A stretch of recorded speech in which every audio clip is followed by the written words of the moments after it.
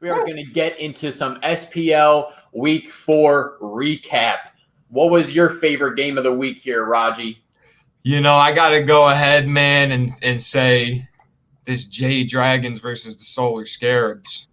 Yes, sir. That was a great way to end it off, but we are going to start from the top down to the bottom here. The first set of the weekend, we had the Titans versus the Valkyries, and the Titans win this set 2-0 here. I mean, getting red hot, had a great week 3, continued it on here into week 4. Looking at game 1, Titans win 17-3 at the 22-minute mark. And as we've said before, that time frame, that kill to death ratio, it's a fucking ass butt.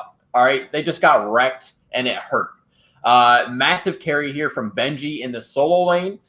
He played Kuchu lane, 8, 1, and 5, top damage, top mitigation. I mean, just incredible. Really showcasing how strong Bluestone is in the first 10 minutes of the game here. Right. So just really got it done. And then towards the end of the game, I mean, Valks were just struggling with team fights. Yeah, no, that's all correct. Yeah, moving on here to game 2. Saw very similar results. Titans win 21-6 at the 24-minute mark. Again, very quick game. Benji was just unstoppable again, going 9-0-2 with Kamazots this time. Again, top damage, top mitigation coming out of that solo lane. And when a player is just popping off like that, I mean, the rest of the team really can just do the bare minimum and get a W here. So Valks just had a really tough time trying to establish any sort of pressure throughout this whole set. And, Benji just kind of did it to him, carried through to the rest of the team. Definitely had a great game, man. That Kamazot solo, so we've been seeing some jungles in the solo lane, and some of these guys are figuring it out. But just a good set overall by the Titans, man. Like you said, great week 3. You're starting to get hot. The Valkyries, who I think are a pretty decent team, they went in there and handled business this set. Yep. Moving on here to the next game here. We got the Jade Dragons versus the Olympus Bolts. This was my favorite match getting into this week here. And, hey, man, Bolts end up winning 2-1 in this set. Wow. So looking at game 1 here, let's break it down. Dragons did what they do. Business as usual here. Dragons won 12-5 at the 30-minute mark. No real crazy standouts, honestly, during this game. Dragons just showed the fact that they're a cohesive team and can just close games out. That's what happened. 12-5 win. Going on here to game 2, Bolts win here 14-2 at the 30-minute mark. Literally just flipped the script on them. Said, no, you. Bolts just made the right adjustments and took the first game here. So, I mean, this is the first game the Dragons have dropped all season. Obviously have kept this Giannis band that's just very smart. And the whole team contributed to this W. Overall, just great teamwork. Quick win here, 14-2. Yeah, definitely a great game, man. The Bolts, I've been on them all year and whatnot. To see them come out here play against the best team in this SPL right now. Obviously the Dragons got that first set, and I thought, oh, here we go. This is going to be just a steam rolling. And the Bolts came out next game, just turned it up, man. Benanu on the Merlin, Lasber on the Circuit. Everyone just played their role in this game, man. They made a really good adjustment from 1-2, handled some business. Getting on here to game 3, too, here. I mean, Dragons obviously are on their heels, just dropped their first game. Got to be feeling real bad about that. Bolts win here 14-7 at the 35-minute mark. And the Dragons obviously make some good adjustments here. They were able to get more kills and, just play better, honestly, during this game than they did in game 2. But I think Herwin finally got pressured in the early game. Venenu was handling his business. And that's not something – it's always been reverse for the Dragons and Herwin especially. So to get pressured here really just kind of messed them up.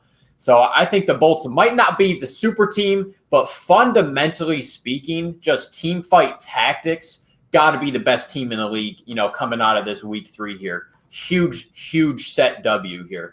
Definitely a huge set W. Obviously, the first team, to put the J Dragons on notice. Obviously, dropping 2 games, dropping their first set. And like I said, the Olympus Bolts, I think, got a couple spots on their team where there maybe could be better. But like you said, coming down to the end, man, and just knowing how to play the game of Smite, the Olympus Bolts kind of figured that out. And huge dub over J Dragons here. For sure. Moving on here now to the Saturday games. The first set of Saturday, we had the Oni Warriors versus the Tartarus Titans. And I just want to make a quick point here. We are now halfway at the halfway point through this phase 1 of SPL season 1. So teams are starting to figure each other out. Not every matchup is going to be new, and teams are going to start to cater to each other's play styles. We're going to start seeing a lot more competitive smite. So that is exactly what we got out of this set here. But the Titans end up getting the job done 2-1. Looking at game 1 here, Titans won 11-8 at the 44-minute mark. And as we go through these games, just listen to the time limits. I mean, these were absolute wars. And this is a tight-ass game all the way through here. I thought the Titans would smack them after winning their first set this weekend. But the Warriors showed us that they really are a pretty good team here, and we're able to get the dub. Yeah, no, definitely huge for the Titans. Like you said, getting that dub, the previous day against the Valkyries and coming out and just riding that train, man, going here against the Oni Warriors. And like you said, it's a couple long games. Saw 2 that are about 45 minutes apiece. So that was a good point, too, about, these teams getting to figure each other out and seeing the same matchup every time. So they are starting to learn each other's play. So, I mean, I'm sure they have. They've been playing against each other for a long time now. Just a lot of some players moving around here and there. But big game from the Titans here. Yep, and looking at game 2 here, the Titans won this one. So the Oni Warriors won that first game. Moving on to game 2 here, Titans win. And this is a 16-16 win here at the 48-minute mark. So, I mean, both teams just played super safe, waited until the late game, waited for full builds, and then it was just kind of luck of the draw who wins the team fight here. So Titans end up getting the W here, making the set 1-1. Going on to game 3 here, I mean, and honestly, the stage is set to watch like an hour-and-a-half long match here. Everyone's thinking both these teams are just going to sit here, watch each other, and just wait for a mistake. But that's not what happened at all. Titans end up getting this W 20-10 at the 33-minute mark, fastest game of the set. And I contribute a lot of that to Paul in the mid lane. Really just said nope and started eating. After this first set, I expected the Warriors to the first game. I thought the Warriors were going to really be on the up and up. We've been saying week after week, they're going to hit one of these weeks, and they really just haven't yet. Right. And the Titans have just been eating. They're on potential to make a good run in this phase 1. And this is just obviously a huge win here, getting the dub in the set over the Oni Warriors. Yes. Yep, and moving on here to the next set. This was another juicy one. We had the Atlantis Leviathans versus the Valhalla Valkyries. And the Leviathans got the job done again, brother, winning this set 2-0. Looking at game 1, the Leviathans win 19-4 at the minute mark. And Shinto, man, that's exactly the point I want to make, has established himself as the best player in the SPL at this point. Yeah. And I've been saying it for a couple weeks now, but that Shinto Rajan is just different, bro. Hardly. Just got it figured out, doing great. Looking at the other side of this, though, the Valks just had trouble getting any sort of pressure, any sort of ganks weren't really working. Johnny in the jungle, even if he's not playing Loki, he plays like Loki. He's very sneaky, trying to invade camps all throughout the game. Was able to get an early XP, early gold lead, but just could not translate that to any sort of gankage. So Leviathans win this first game. Getting on here to game 2, practically just ran it back here. Leviathans won. 18-4 at the 22-minute mark. So just a faster game here. And honestly, just beat the brakes off those kids here.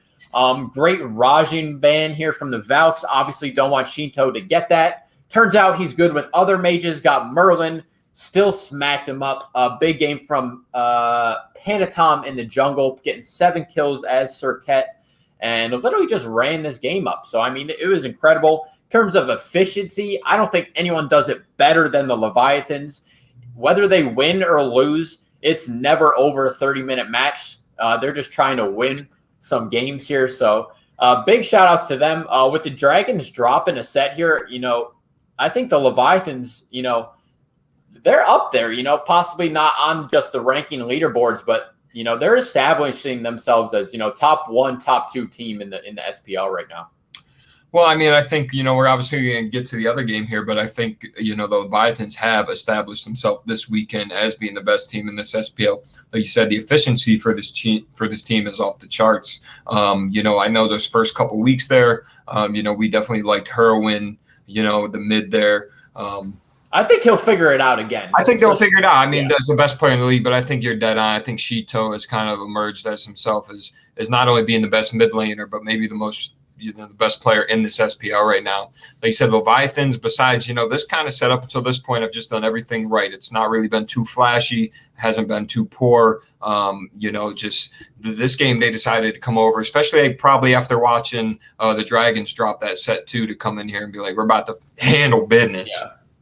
And it's, moving on here to the next set, talking about the Dragons dropping that set. Bolts are coming red hot here to face off against the Camelot Kings. Shoot. Turns out, didn't work out like that. Kings win the set 2-0. So, I mean, it's just crazy to think that the Bolts pull off, the win of the season so far in this first set. And then, I think they must have just went into this a little bit too cocky here. So looking at game 1, the Kings win 16-4 at the 27-minute mark. And Kings played very well last week and just kept it rolling. They're just obviously very hot right now. And teams that have only played one set each week play better. We're starting to see that trend in the first 4 weeks here. So, Kings just simply won every lane, and that just turned into a W. I mean, 16-4, it's pretty dominant. Yeah, this game was kind of over, I feel like the second it happened, Lasbro grabbing the Athena for the jungle wasn't working. Barracuda with the Chernobog wasn't working. It just wasn't working for the Bolts there. And like you said, I don't know if maybe they got too comfortable. They got a huge win over the Dragons, maybe got a little complacent. The Kings, who have been a little wishy-washy here throughout the season, just kind of, I think, took advantage of whatever they had going on, just came out and won that first game. Yeah, and again, looking back to that last set, I thought that we're going to see great adjustments from the Bolts here, just like they did against the Dragons going into this game too. And nope, Kings win 16-3 at the 27-minute mark. Virtually play the exact same match, honestly. A couple of different character changes, went the same exact way. I think Awesome Jake got caught up a few too many times, dying 6 times with only 1 assist. And, honestly, the Kings just outplayed them. They were the better team on that day, and then they just won the set. It's just so crazy to see how the Bolts go from top to bottom here. Yeah.